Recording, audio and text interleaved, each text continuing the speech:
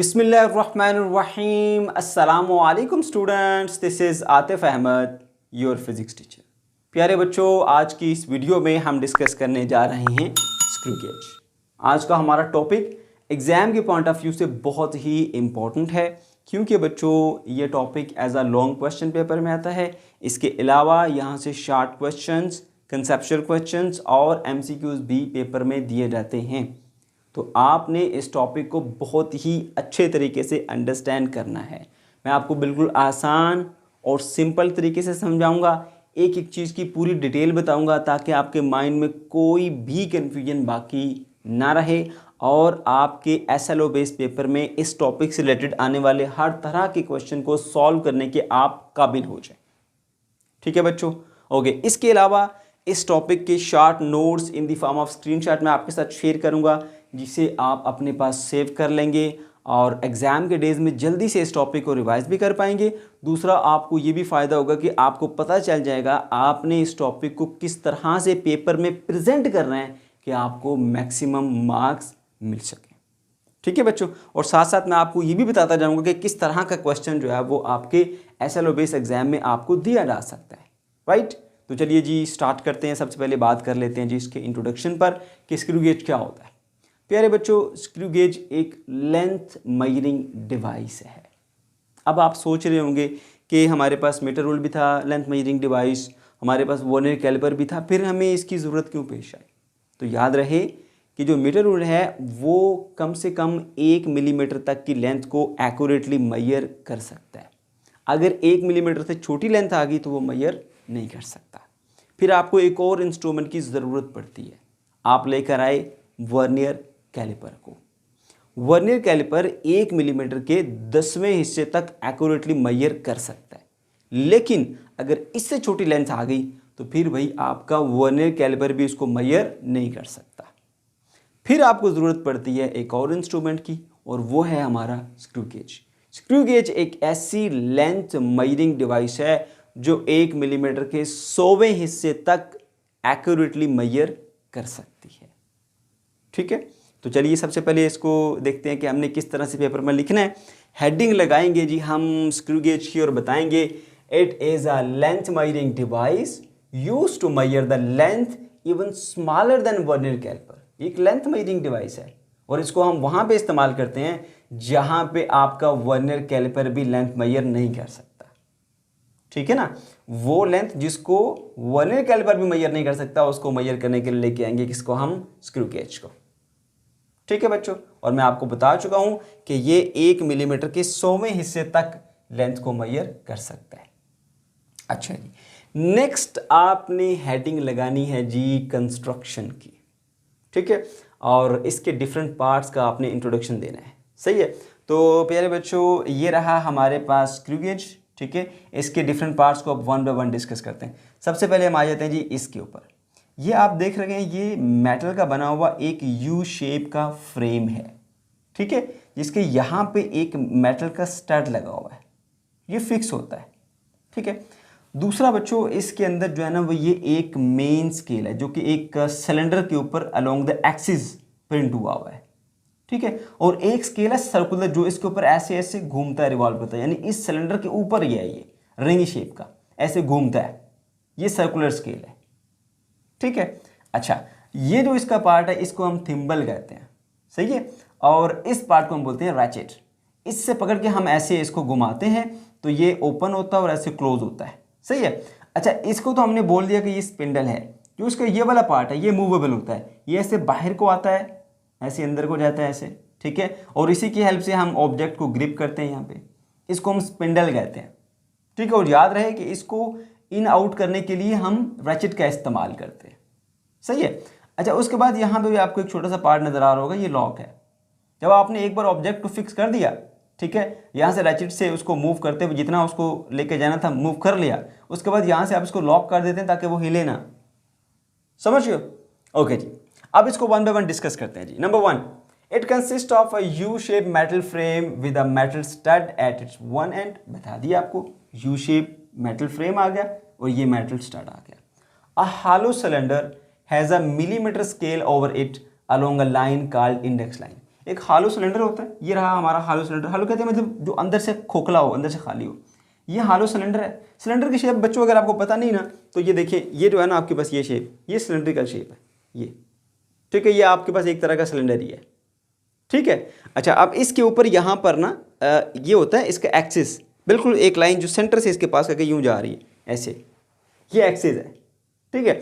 और इसी एक्सिस के अलोंग जो है एक लाइन होती है जिसके ऊपर स्केल होता है 1 मिलीमीटर, 2 मिलीमीटर, 3 मिलीमीटर, 4 मिलीमीटर की मार्किंग हुई होती है। यहाँ पे आप देख सकते हैं ये वाले, ठीक है। उसी की बात हो रही है जी कि इसमें एक हॉलो सिलेंडर होता है जिसके ऊपर अलोंग द एक्सिस एक लाइन होती है और उस लाइन के ऊपर इस तरह से मार्किंग की होती है 1 मिलीमीटर, 2 मिलीमीटर, 3 मिलीमीटर, 4 मिलीमीटर, एक स्केल होता है, ठीक हो गया। अच्छा, नेक्स्ट आप बताएंगे जी index line is parallel to the axis of cylinder. वो मैंने बता दिया आपको कि जैसे ये आपके पास एक सिलेंडर है, इसके सेंटर से ना एक लाइन सीधी नीचे जा रही है ऐसे, वो उसका एक्सिस है, उसके एक्सिस के साथ पैरेलल होता है ये स्केल, ठीक है। जो लाइन ऐसे चल रही है पैरेलल, उसको हम इंडेक्स लाइन कहते हैं। जैसे देखो मैं आपको समझाने के लिए बता देता हूँ जी। मान लीजिए ये आ गया हमारा एक हॉलो सिलेंडर, ठीक है, ये हॉलो सिलेंडर है। अब ये इसके सेंटर है, ये जो है ना ये लाइन जिसके अलोंग ये रोटेट कर सकता है जी, ये है इसका एक्सिस ऑफ रोटेशन, ठीक है। ये एक्सिस कह लीजिए सिंपली। तो इसके एक्सिस के अलोंग यहाँ पर लाइन है जी, यहाँ पर जिसके ऊपर मार्किंग की है 1 millimetre, 2 millimetre, 3 millimetre, 4 millimetre, 5 millimetre. समझ गई बात? तो ये जो है ना ये स्केल ये इस एक्सिस के अलोंग होता है या उसके साथ पैरेलल होता है, आपने देख लिया अभी इसको। नेक्स्ट क्या है जी, there is a movable circular scale on outside of the cylinder having 50 divisions on it. अब देखिए जो नेक्स्ट इंपॉर्टेंट पार्ट हमारे पास वो सर्कुलर स्केल है। ये हमारा मेन स्केल होता है, ठीक है, और इसके ऊपर घूमता है सर्कुलर स्केल, ठीक है, ऐसे ऐसे घूमेगा इसके ऊपर, ये सर्कुलर स्केल है। और इस सर्कुलर स्केल के ऊपर जो है वो 50 डिवीजन होती है। अब बच्चों हमारे पास डिफरेंट टाइप के जो है ना वो होते हैं जी स्क्रू गेज। कुछ आपको लैब में ऐसे मिलेंगे जहाँ पर यहाँ पे जो है ना वो हमारे पास 100 डिवीजन्स होती हैं, कुछ में हमारे पास यहाँ पे 50 डिवीजन्स होती हैं। तो दोनों चलते हैं, कोई से भी आप लेके डिस्कस कर सकते हैं, कोई हर्ज नहीं है इसमें, ठीक है। अच्छा जी, कुछ बुक्स में 100 के साथ लेके चला गया और कुछ के साथ 50 में लेके चला गया। तो फ़र्क क्या होगा कि जो 100 वाला होगा ना उसमें यहाँ पर जो एक डिवीजन होगी वो होगी हमारे पास 1 mm की, 1 मिलीमीटर की, और जो 50 वाला ना उसमें एक डिवीजन जो है वो हमारे पास 0.5 mm की होगी, यानी 0.5 मिलीमीटर की, बस इतना फ़र्क होगा। सही है, ओके जी।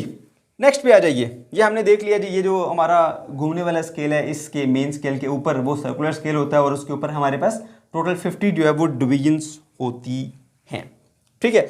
और फिर ये बताया जा रहा है कि भाई एक कंप्लीट जो रोटेशन होती है ना, 1 complete rotation of a circular scale spindle move 0.5 mm along the index line. अब याद रखना, अगर आपका जो स्क्रू गेज है वो ऐसा है जिसके ऊपर यहाँ पे 100 डिवीजन्स है, ठीक है ना, वो वाला जो होता है यहाँ पे उसमें मेन स्केल पे एक डिवीजन होती है 1 mm की, उसमें जब एक बार आप इसको घुमाते हैं ना तो ये 1 मिलीमीटर के बराबर जो है वो फासला तय करता है। सही है। और जो दूसरा टाइप है जिसमें यहाँ पे 50 डिवीजन्स होती हैं, ठीक है, उसको जब एक चक्कर घुमाएंगे तो वो तकरीबन 0.5 mm के बराबर जो है वो फासला तय करेगा। स्पिंडल ये है, जब इसको आप ऐसे घुमाएंगे ना तो स्पिंडल पीछे की तरफ जाएगा। स्पिंडल कह लीजिए या सर्कुलर स्केल कह लीजिए, दोनों तरीके हैं, जिस तरीके से भी आप उसको डिस्कस करना चाहें कर सकते हैं। आप यूँ भी कह सकते हैं कि आप एक बार सर्कुलर स्केल को कंप्लीट घुमाएं तो सर्कुलर स्केल जो है वो इस तरफ को मूव करेगा कितना, 0.5 mm, या फिर आपका जो स्पिंडल है वो इस तरफ को मूव करेगा 0.5 mm। ठीक है बच्चों, इतनी सी बात है। ओके जी, उसके बाद हम आगे चलेंगे जी, आ जाएंगे इसकी पिच के ऊपर। ये अक्सर ऑब्जेक्टिव में आपसे पूछी जाती है, फार्मूला इसका अक्सर ऑब्जेक्टिव में पूछा जाता है। ठीक है, पिच क्या होती है? पिच बच्चों, जब आप एक बार इस सर्कुलर स्केल को घुमाते हैं ना, यहाँ से आपने एक बार इसको पूरा घुमाया, ठीक है, एक बार घुमाने के नतीजे में स्पिंडल ने यहाँ से यहाँ तक कितना फासला तय किया, वही उसकी पिच होती है। ठीक है, अगर आप एक कंप्लीट रोटेशन करते हैं तो स्पिंडल आपको कितना फासला तय करता है, या आप यूँ कह लीजिए कि सर्कुलर स्केल कितना इस तरफ को मूव करता है, इधर को। सर्कुलर स्केल की बात कर लो, स्पिंडल की बात कर लो, दोनों में से कोई भी एक बात कर लो। ठीक है, तो यहां पर मैंने मेंशन किया जी, the distance travelled by the circular scale on the linear scale in one rotation is called pitch of the, यानी जब आप इसको एक मर्तबा मुकम्मल घुमाएंगे तो ये सर्कुलर स्केल इस लीनियर स्केल के ऊपर कितना इस तरफ को ट्रैवल करता है। ठीक है, जैसे जैसे आप इसको घुमाते जाते हैं ना, ये सर्कुलर स्केल पीछे की तरफ आता जाता है, ऐसे पीछे की तरफ आता जाएगा, पीछे की तरफ आता जाएगा, खुलता जाएगा ऐसे। समझ गए बात? तो एक मुकम्मल चक्कर जब आपने इसको घुमाया तो आपके सर्कुलर स्केल ने इधर से इधर कितना फासला तय किया, वो आपकी पिच होती है इसकी स्क्रू गेज की।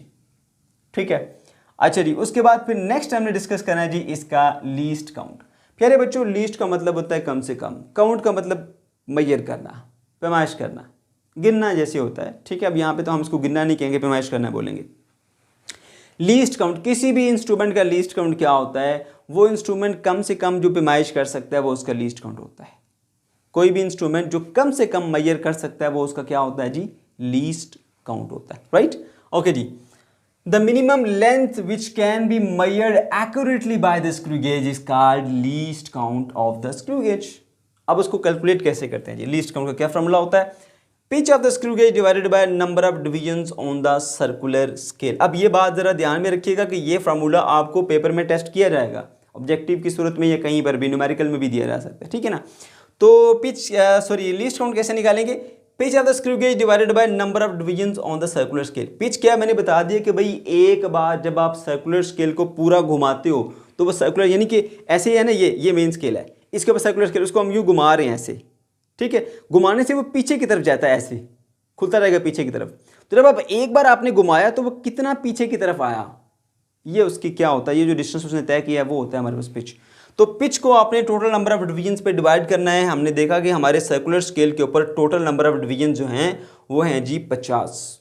ठीक है, और इसकी जो पिच है ना वो भी अभी हमने डिस्कस किया था। जब आपने एक बार इसको कंप्लीट रोटेशन देते हैं तो सर्कुलर स्केल जो है वो 0.5 mm का फासला तय करता है, यानी इसकी पिच 0.5 mm है।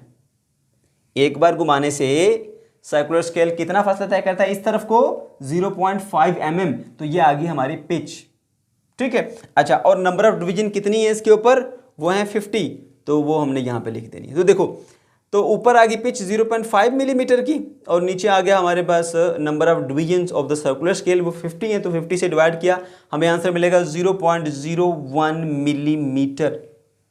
ठीक है, तो ये इसका लीस्ट काउंट है, कम से कम जब वो मेजर कर सकता है, जो कि 1 मिलीमीटर का 100वां हिस्सा है, 100th पार्ट।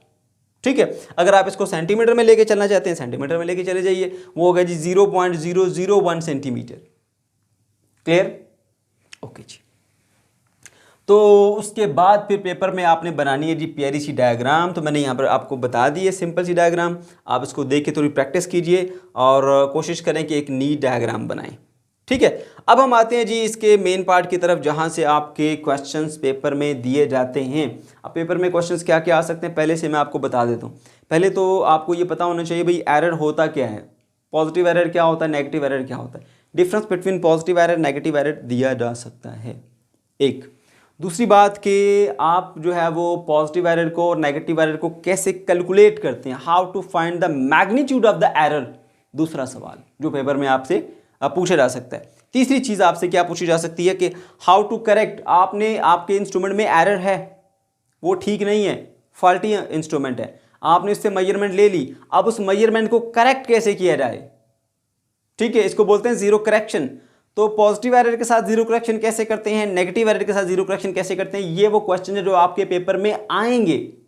इसके अलावा बच्चों आपका जो प्रैक्टिकल का एग्जाम होता है, ठीक है, उसके अंदर भी आपको पता है कि जो आपका दो ही मेन प्रैक्टिकल हैं, एक वर्नियर कैलिपर और एक स्क्रू गेज, इन दोनों में से कोई एक आ जाता होता है। तो अगर ये आता है तो आजकल तो वैसे भी आपको थ्योरेटिकल पेपर मिल रहा है तो उसमें क्वेश्चन दिए जाएंगे आपको, इसलिए आपको सही से पता होना चाहिए एरर क्या होता है, पॉजिटिव एरर क्या होता है, नेगेटिव एरर क्या होता है, कैसे इसको कैलकुलेट करेंगे, कैसे इसको एलिमिनेट करेंगे, कैसे मेजरमेंट से इसको खत्म करेंगे। ये बहुत अहम सवाल है, याद रखिएगा। इन सारे सवालों को आपको सही से समझना है यहाँ पे फुल अटेंशन के साथ। बहुत आसान है, कुछ भी मुश्किल नहीं है, सिर्फ आपका इंटरेस्ट चाहिए। ठीक है, फुल आपने जो है वो फोकस करना है इसके ऊपर।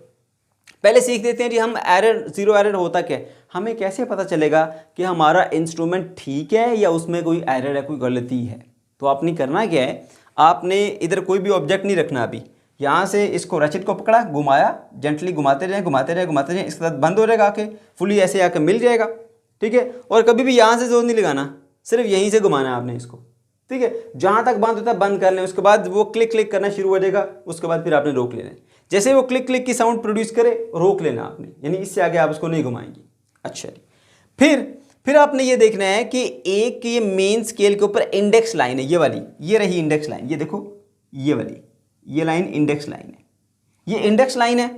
और एक ये सर्कुलर स्केल है, सर्कुलर स्केल के ऊपर एक जीरो होगी। अगर सर्कुलर स्केल की जीरो इस इंडेक्स लाइन के साथ ऐसे आ रही है, ऐसे कंसाइड कर रही है, तो भाई आपका इंस्ट्रूमेंट एक्यूरेट है, उसमें कोई एरर नहीं है। ठीक है, यहां पर मैंने एक डायग्राम बनाई है, ये देखिए, ये इंडेक्स लाइन है और देखो सर्कुलर स्केल की जीरो है, कि बिल्कुल एक दूसरे के साथ ऐसे आमने सामने एक दूसरे को टच कर रही हैं। ठीक है ना, तो इस सिचुएशन में आपका इंस्ट्रूमेंट बिल्कुल एक्यूरेट है, उसके अंदर कोई भी एरर नहीं है। ठीक है, अच्छा, फिर एरर कब होगा? एरर तब होगा अगर आपकी ये जीरो लाइन इस इंडेक्स लाइन के साथ मैच ना करे, इससे ऊपर चली जाए या इससे नीचे चली जाए, दोनों सूरतों में एरर होगा। ठीक है बच्चों, अच्छा जी, एक को हम बोलते हैं पॉजिटिव एरर, एक को हम बोलते हैं नेगेटिव एरर, ये दो टाइप्स हैं जीरो एरर की, राइट। अच्छा जी, अब पॉजिटिव एरर कब होगा? ये तो मैंने बता दिया भाई, अगर इंडेक्स लाइन जीरो लाइन के साथ मैच कर जाएगी, सर्कुलर स्केल की जीरो लाइन और मेन स्केल की इंडेक्स लाइन आमने सामने आ गई, जैसे आपने देखा यहां पर ये इंडेक्स लाइन और ये जीरो लाइन मैच कर गई, कोई एरर नहीं है। लेकिन अगर सर्कुलर स्केल का जीरो इंडेक्स लाइन से पीछे रह गया या आप कह लें नीचे रह गया, तो इस सूरत में आपका जो यहां पर एरर होगा उसे हम बोलेंगे positive zero error, positive zero error.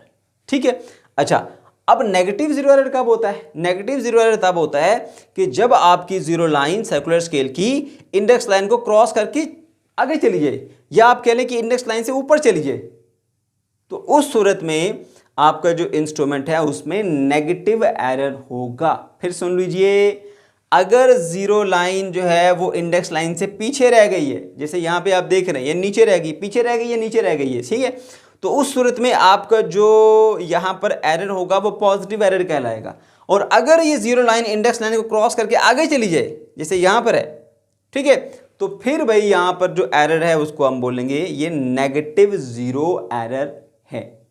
ठीक है, अच्छा जी, अब इसको कैसे लिखना है आपने सबसे पहले बताएंगे, turn the thimble until spindle and the stud meet.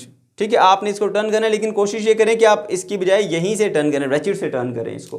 ठीक है ना, आप इसको रैचिट से टर्न करते रहें, करते रहें, करते रहें, करते रहें, जहां तक इसने क्लोज होना है हो जाएगा, उसके बाद फिर वो रुक जाएगा।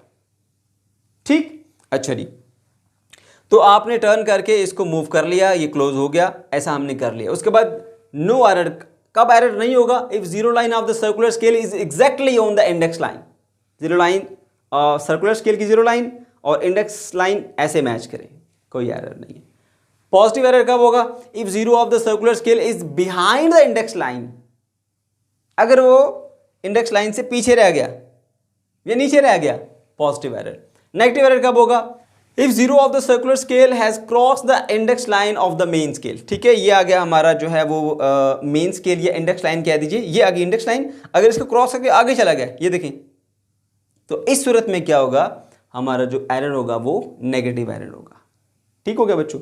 ओके जी, फिर हम आ जाते हैं जी मैग्नीट्यूड ऑफ एरर के ऊपर कि हम भाई एरर को कैलकुलेट कैसे करेंगे। बड़े ध्यान से बात सुनिएगा, एरर तो है, पॉजिटिव एरर है, ये नेगेटिव एरर है। ठीक है, अब इसको आप फिर जो है वो कैलकुलेट कैसे करेंगे? How to calculate magnitude of the error, कितना एरर मौजूद है। ठीक है, और पॉजिटिव एरर को और तरीके से कैलकुलेट करते हैं, नेगेटिव एरर को और तरीके से कैलकुलेट करते हैं। अक्सर बच्चे दोनों को मिक्स कर देते हैं और एक ही तरीके से कैलकुलेट करते हैं, इनमें फ़र्क होता है, ध्यान से सुनिएगा। अच्छा बच्चों, अगर है जी आपके पास पॉजिटिव एरर, तो पॉजिटिव एरर को आप कैसे कैलकुलेट करेंगे? ठीक है, फर्स्ट करो जी, पॉजिटिव एरर है और आपके पास यहाँ पर जैसे यहाँ पे दिखाया गया जी 5 नंबर लाइन जो है वो मैच कर रही है इस इंडेक्स लाइन के साथ। जो नंबर लाइन मैच कर रही होगी, जो भी नंबर लाइन मैच कर रही होगी इंडेक्स लाइन के साथ, अगर 5 मैच कर रही है इंडेक्स लाइन के साथ ऐसे है तो ठीक है, 5 को नोट कर लें। अगर 6वीं मैच कर रही तो 6 नोट कर लें, 7वीं मैच करी 7 नोट कर लें। ओके जी, तो ये 5 नंबर लाइन जो है वो इस इंडेक्स लाइन के साथ मैच कर रही है, तो आपने क्या करना है? इस 5 को मल्टीप्लाई कर देना है लीस्ट काउंट के साथ, जो कि 0.01 मिलीमीटर है। ठीक है, उससे मल्टीप्लाई कर देंगे तो आपको आंसर मिलेगा जी 0.05 मिलीमीटर। तो ये आ गया जी हमारे पास पॉजिटिव जीरो एरर कैलकुलेट करने का तरीका, इंतहाई आसान कि क्या है, जो नंबर लाइन मैच कर रही है उसको सिंपली जो है वो आप मल्टीप्लाई कर दो किसके साथ, लीस्ट काउंट के साथ। अब मैं थोड़ी सी यहाँ पर मजीद एक्सप्लेनेशन कर दूँ। प्यारे बच्चों, इसकी रीडिंग लेने का तरीका तो अभी हमने सीखा नहीं है, मैं भी आपको सिखाऊंगा, सही है।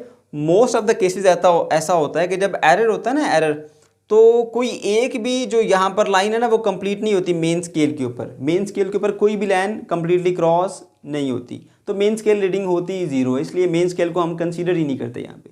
मोस्ट ऑफ द केसेस, बहुत ही रेयर ऐसा है कभी ऐसा हो जाए कि यहाँ पर जो है वो कोई मेन स्केल की एक लाइन जो है वो क्रॉस हो जाए या दो लाइन क्रॉस हो जाए, ऐसा तकरीबन नहीं होता, ठीक है। तो मोस्टली मेन स्केल की एक भी लाइन क्रॉस नहीं होती, तो मेन स्केल की रीडिंग यहाँ पे हम इंक्लूड करते नहीं है, वो जीरो ही रखते हैं, सही है। सिर्फ और सिर्फ हम आ जाते हैं जी सर्कुलर स्केल के ऊपर। जो लाइन सर्कुलर स्केल की मैच कर रही है, पांचवीं मैच कर रही है, 5 को लीस्ट काउंट से मल्टीप्लाई करो। 6वीं मैच कर रही है, 6 को लीस्ट काउंट से मल्टीप्लाई करो। 10वीं मैच कर रही है, 10 को लीस्ट काउंट से मल्टीप्लाई करो, ठीक है। तो जैसे हमने यहाँ पे 5th लाइन को लिया और कैलकुलेट करके दिखाया आपको, एरर जो है वो 0.05 मिलीमीटर का है, पॉजिटिव एरर, ठीक है। अब हम नेगेटिव एरर को कैसे कैलकुलेट करेंगे? अब नेगेटिव एरर हम कैलकुलेट करने जा रहे हैं और हमने देखा यहाँ पे जी कौन सी नंबर लाइन मैच कर रही है जी, 45 नंबर लाइन मैच कर रही है, या 46 या 47 जो भी है। तो याद रखिएगा, अगर 45 नंबर लाइन मैच कर रही है तो टोटल नंबर ऑफ डिवीजन से 45 को माइनस करोगे, जो आंसर आएगा उसको लीस्ट काउंट से मल्टीप्लाई करना है, ठीक है। या फिर आप उल्टा गिनोगे, जैसे देखो यहाँ पे ये 0 है ना, यहां से उल्टा गिनो इधर तक, ठीक है। वरना आसान तरीका ये है कि जो नंबर लाइन मैच कर रही है उसको टोटल नंबर ऑफ डिवीजन से माइनस करो, जो आंसर आएगा उससे मल्टीप्लाई करना है। फिर सुन लो, पॉजिटिव एरर में जो नंबर लाइन मैच कर रही है सीधा सीधा उसको मल्टीप्लाई करो लीस्ट काउंट के साथ, और नेगेटिव एरर में जो लाइन मैच कर रही है उसको पहले टोटल नंबर ऑफ डिवीजन से माइनस करो, जो आंसर आएगा उसको लीस्ट काउंट से मल्टीप्लाई करना है, ठीक है। जैसे यहां पर 45 नंबर लाइन मैच कर रही है तो मैं 45 को मल्टीप्लाई नहीं करूंगा लीस्ट काउंट के साथ, बल्कि टोटल नंबर ऑफ डिवीजन से 45 को माइनस करूंगा। 50 डिवीजन है, 50 माइनस 45, आंसर मिलेगा 5, फिर उस 5 को मल्टीप्लाई करूंगा लीस्ट काउंट के साथ, ठीक है। यहां पर देख लीजिए कि नेगेटिव जीरो एरर है, टोटल डिवीजन माइनस जो नंबर लाइन आपकी मैच कर रही है 45 मल्टीप्लाई बाय लीस्ट काउंट, तो टोटल डिवीजन है 50 माइनस जो नंबर लाइन मैच कर रही है 45 है, माइनस 45 मल्टीप्लाई बाय 0.01, तो ये बन जाएगा हमारे पास 50 माइनस 45 5 बनेगा। 5 को इससे मल्टीप्लाई करेंगे तो मिलेगा 0.05 mm, ठीक है। ये नहीं होता नेगेटिव एरर कैलकुलेट करने का तरीका, ठीक। यहां पे अक्सर स्टूडेंट जो है वो गलती कर जाते हैं। ओके जी, उसके बाद हम अब आ जाते हैं जी जीरो करेक्शन के ऊपर। भाई देखो, आपका जो एरर है इंस्ट्रूमेंट के अंदर वो पता चल गया, भाई इस इंस्ट्रूमेंट में एरर है, ठीक है। कितना एरर है वो भी आपने कैलकुलेट कर लिया। अब अगर आपने उस इंस्ट्रूमेंट से मेजरमेंट ले ली है तो फिर उसको करेक्ट कैसे करेंगे? भाई सिंपल सी बात है, जो भी आपकी पैमाइश है उसमें से गलती को निकाल देंगे। हम करेक्शन कैसे करते हैं, अपनी करेक्शन कैसे करते हैं? जो अपनी गलतियां होती हैं उसको हम निकाल देते हैं, सही है। तो यहां पर भी करेक्शन ऐसी होगी कि जो भी आपकी मेजरमेंट है उसमें से एरर को निकालना पड़ेगा, माइनस करना पड़ेगा। तो ये सिंपल सा कॉन्सेप्ट याद रखो। करेक्शन का तरीका ये होता है कि मेजरमेंट में से एरर को निकाल दो, मेजरमेंट में से एरर को निकाल दो, तो आपकी मेजरमेंट करेक्ट हो जाएगी, दुरुस्त हो जाएगी। अच्छा, तो फिर कैसे निकालेंगे जी? हम ये सपोज कर लेते हैं जी, हमारी जो मेजरमेंट की हुई वैल्यू थी, जो कि हमने किसी भी ऑब्जेक्ट की लेंथ कैलकुलेट की है या डायमीटर कैलकुलेट किया, कुछ भी कैलकुलेट किया, वो आई है जी हमारे पास 2.25 मिलीमीटर। ये हमारे पास मेजर्ड वैल्यू है, क्योंकि अभी हमने सीखा नहीं है ना वैल्यू मेजर करना। यहाँ पर इस पार्ट पे आके सिखाऊंगा आपको। अभी हम वैसे ही कंसीडर कर लेते हैं जी, हमने हमारे जो इंस्ट्रूमेंट है उनमें एरर तो कैलकुलेट कर लिया, हम एक वैल्यू सपोज कर लेते हैं जी, हमने मेजरमेंट की और वो मेजरमेंट मिली है जी 2.25 मिलीमीटर, ठीक है। और हमारे इंस्ट्रूमेंट में जो एरर है वो एरर है जी पॉजिटिव एरर, कितना जी 0.05। तो मैंने तो आपको सिंपल सा असूल बताया कि एरर को हमेशा मेजरमेंट से निकाला जाता है। ये मेजरमेंट आ गई जो हमने सपोज की हुई है 2.25, और उसमें से माइनस कर दिए एरर को, माइनस प्लस 0.05, तो माइनस प्लस क्या होगा, माइनस, ठीक है। तो 2.25 मिलीमीटर माइनस 0.05 मिलीमीटर, तो मिलेगा आंसर आपको 0.20 मिलीमीटर। तो अब ये जो 2.20 मिलीमीटर है ना, ये आपकी करेक्ट मेजरमेंट है, क्योंकि इसमें से आपने एरर को एलिमिनेट कर दिया, ठीक है। अच्छा जी, उसके बाद फिर आपने नेगेटिव एरर को करेक्ट करना, मतलब उसकी करेक्शन करनी है मेजरमेंट के अंदर। अब नेगेटिव एरर भी आपके पास जो है वो हमने यहाँ पे कैलकुलेट किया था माइनस 0.05 mm में। तो मैंने आपको सिंपल सा असूल बताया कि गलती को मेजरमेंट से निकाला जाता है, ठीक है, तभी आपको करेक्ट मिलेगी वैल्यू। तो आप वही काम करोगे। यहाँ पे देखो ये हमारी सपोज की हुई वैल्यू कि भाई फर्स्ट कर लो आपने जो मेजरमेंट की है वो 2.25 mm है। अब उसमें से गलती कितनी है जी, 0.05 के नेगेटिव एरर है। तो आप करते क्या हो, हमेशा एरर को निकालते हो। So this measure value minus error. अब एरर क्योंकि नेगेटिव था तो माइनस लगा हुआ है। अब यह minus into minus automatically plus हो जाएगा, ठीक है। तो आप इन दोनों वैल्यूज को आप ऐड करोगे तो मिलेगा 2.30 mm यानी मिलीमीटर। तो ये आपके पास करेक्ट वैल्यू है, ठीक है। अब बुक्स में अक्सर लिखा जाता है कि जो नेगेटिव एरर होता है उसको मेजरमेंट में ऐड किया जाता है करेक्ट करने के लिए, और जो पॉजिटिव एरर होता है उसको मेजरमेंट से माइनस किया जाता है करेक्ट करने के लिए। तो बच्चे कंफ्यूज हो जाते हैं कि नेगेटिव को हम ऐड करते हैं और जो हमारे पॉजिटिव है उसको हम सब्ट्रैक्ट करते हैं। हम ऐसा क्यों करते हैं, उलट क्यों करते हैं काम हम, ठीक है। तो उसकी रीज़न ये है कि आप माइंड में ये बात रखो कि भाई आपने एरर को मेजरमेंट से निकाल के बाहर फेंकना है, ठीक है। तो एरर को तो हमने निकालना है, निकालना मतलब माइनस करना है। अब वो पॉजिटिव हो या नेगेटिव हो उसको छोड़ो, बस आप माइंड में ये रखो कि एरर को निकालना है, एरर को निकालना है, एरर को निकालना है। तो क्या करेंगे जी, हम सिंपली अगर ये पॉजिटिव है तो पॉजिटिव वाला एरर पुट कर दो, नेगेटिव है तो नेगेटिव वाला पुट कर दो, वो ऑटोमेटिकली बन जाएगा। देखो प्लस माइनस माइनस, ये ऑटोमेटिकली माइनस हो गया और ये minus minus plus automatically plus हो गया। तो बस आप अपने ज़हन में इतनी बात रखो कि एरर को मेजरमेंट से निकालना है। अगर वो नेगेटिव होगा तो खुद ब खुद ऐड हो जाएगा, अगर वो पॉजिटिव होगा तो खुद ब खुद उसमें से सब्ट्रैक्ट हो जाएगा। आपके सरदर्दी अब नहीं रही, ठीक हो गया। तो इस तरह से प्यारे बच्चों आप मेजरमेंट को करेक्ट कर सकते हो। अब हम ये सीख लेते हैं कि भाई जो आपका स्क्रू गेज है उससे मेजरमेंट लेने का क्या तरीकाकार होता है, किस तरह से आप मेजरमेंट ले सकते हैं। सबसे पहले आपने ये करना है जी, स्क्रू गेज को आपने उसको क्लोज करना है, दोनों उसको यानी स्टड को स्पिंडल को मिला देना है ऐसे, ठीक है। कैसे, रेचेट से मूव करते हुए मूव करते जाए, मूव करते जाए, जहाँ पे क्लिक क्लिक स्टार्ट हुई रोक दें। उसके बाद फिर आपने चेक करना है जी इसमें कहीं एरर तो नहीं है। फर्ज करें हमारा इंस्ट्रूमेंट बिल्कुल ठीक है, उसमें कोई एरर नहीं है, ठीक है। अगर हुआ भी तो मैंने आपको कैलकुलेट करना सिखा दिया, मगर हम यहाँ पे सपोज कर रहे हैं जी हमारा इंस्ट्रूमेंट बिल्कुल ठीक है, उसमें कोई एरर वगैरह नहीं है, ठीक है। उसके बाद फिर आपने दो चीज़ें नोट कर लेनी है। एक आपने इसका लीस्ट काउंट नोट कर लेना है, कैसे नोट करना है मैंने आपको तरीका बताया, ठीक है।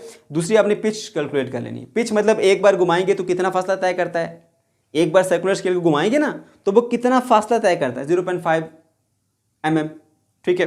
अच्छा, दूसरा आपने उसका जो है वो लीस्ट काउंट कैलकुलेट कर लेना है, यानी pitch divided by total number of division of the vernier circular scale, okay. तो आपको मिल जाएगा लीस्ट काउंट। तो यहाँ पर पहला पॉइंट क्या है, note the pitch, least count and error. Error check करो, एरर तो नहीं है, पिच चेक करो और लीस्ट काउंट चेक करो, ये चीज़ें नोट कर ली।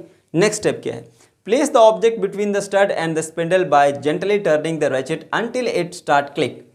अब आपने क्या करना है जी, यहाँ पर आपने एक ऑब्जेक्ट रखना है, रेचेट से आपने उसको रोटेट करते जाना है और तब तक रोटेट करना है जब तक जो है इसमें से क्लिक क्लिक की आवाज़ आना शुरू ना हो जाए। और याद रहे थिम्बल से नहीं घुमाना, प्लीज़ थिम्बल से नहीं घुमाना, रेचेट से घुमाना, जितना घूमेगा रेचेट से घूमेगा। थिम्बल से घुमाओगे आपकी मेजरमेंट गलत हो जाएगी, ठीक है। सिर्फ और सिर्फ हम इसका इस्तेमाल करेंगे रेचेट का, ओके जी। तो जब तक क्लिक क्लिक नहीं स्टार्ट होती हम इसको घुमाते रहेंगे। इस तरह से हम ऑब्जेक्ट को स्पिंडल और स्टड के दरम्यान में ऐसे उसको हम फिट कर लेंगे, ठीक है।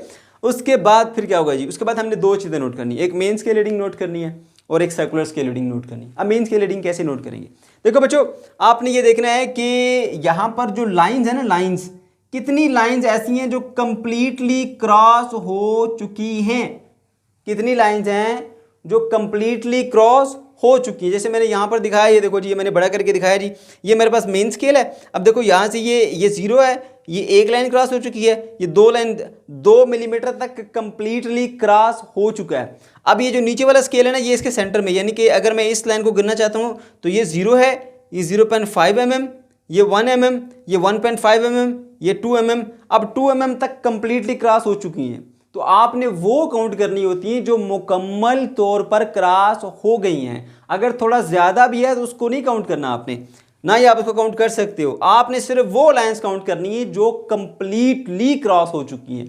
तो कंप्लीटली यहाँ पर आप देख सकते हैं दूसरी लाइन क्रॉस हो चुकी है, यानी 2 मिलीमीटर की हमारी यहाँ पर मेन स्केल रीडिंग होगी। तो मैंने यहाँ पर लिखा है main scale reading shortly 2 millimetre. अब हमने नोट करनी है जी सर्कुलर स्केल रीडिंग, ठीक है। अब सर्कुलर स्केल रीडिंग नोट करने से पहले आपको ये चेक करना होता है कि इस सिचुएशन में सर्कुलर जो स्केल है उसकी कौन सी नंबर लाइन इंडेक्स लाइन के साथ एग्जैक्टली कंसाइड कर रही है, ऐसे है, ठीक है। तो यहां पे डायग्राम में आप देख सकते हैं कि जो 25 नंबर लाइन है वो इंडेक्स लाइन के साथ बिल्कुल ऐसे मीट कर रही है, उसको टच कर रही है। ठीक है, तो 25 नंबर लाइन हमने यहां पे पहले नोट कर लेनी है। ठीक है, तो लाइन नंबर 25 है हमारे पास।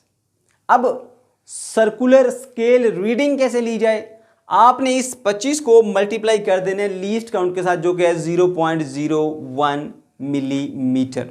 ठीक है, तो ये बन जाएगा हमारे पास 0.25 मिलीमीटर और ये आ गई circular scale reading. So circular scale reading is equal to 25 multiply by least count is equal to 0.25 millimetre. ठीक आ गया। ओके जी, अब आपका काम बिल्कुल आसान हो गया। आखिरी स्टेप रह गया जी, हम मेजरमेंट कैसे लेंगे। आपकी जो मेन स्केल की रीडिंग थी और जो सर्कुलर स्केल की रीडिंग थी, इन दोनों को आपने ऐड कर देना, तो आपको मेजरमेंट मिल जाएगी। ये आप देख सकते हैं मैंने उस मेजरमेंट को एक्स से डिनोट किया। एक्स इज इक्वल टू आ जाता है जी हमारे पास ये मेन स्केल रीडिंग प्लस ये आ गई सर्कुलर स्केल रीडिंग। अब मेन स्केल रीडिंग है जो 2 mm और सर्कुलर स्केल रीडिंग है 0.25 mm, दोनों को ऐड करेंगे तो मिल जाएगा 2.25 मिलीमीटर। तो ये हमारा जो है वो तरीका था जिस तरीके से हम मेजरमेंट जो है वो स्क्रू गेज की हेल्प से ले सकते हैं। उम्मीद है आपको वीडियो अच्छी लगी होगी। अगर आपको कोई कन्फ्यूजन है या किसी किस्म का प्रॉब्लम है तो कमेंट सेक्शन के अंदर आप ज़रूर पूछ सकते हैं। और अगर अभी तक आपने हमारे चैनल को सब्सक्राइब नहीं किया तो प्लीज़ इसको जल्दी से सब्सक्राइब कर लें और साथ में जो है वो नोटिफिकेशन भी ऑन कर लें ताकि हमारी नई आने वाली वीडियोज़ के नोटिफिकेशन भी आपको मिलते रहें। अल्लाह हाफिज़।